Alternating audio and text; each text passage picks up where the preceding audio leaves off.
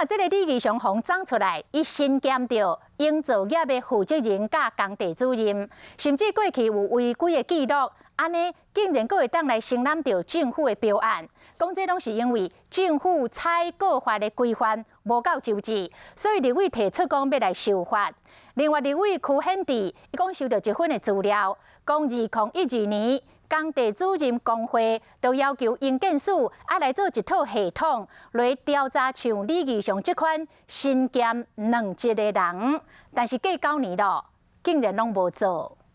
才5个人要去管这个营造业法，要找出敢有搁较侪李义祥，时代力量立委区显提讲，规个营建署负责执行营造业法人员无济，而且嘛真少处罚。李义祥违反了这个工地主任不得由他这个其他的这个营造业者的负责人来兼任，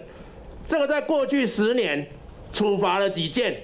才4件。2012年，工地主任工会早就讲要建立工地主任的管理系统，来防止像李义祥安尼私底下兼任营造业负责人和工地主任。不过代志拢已经过9年，拢无做。工地主任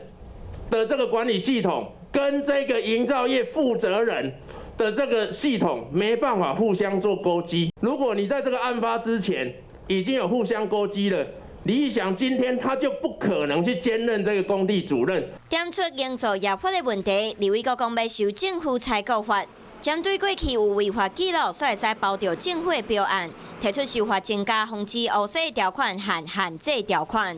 涉嫌贿赂的情况，然后而且并且刊登公报上，如果有达到3次的话，就应该要永久禁止承办这样子的公共工程的案件。一个李义祥造成代替跳到国号意外事件，来提出伊应该负的责任以外，其他伫法律上防藏起来空芳，必须靠刷落来补救，才会使找到更较侪问题。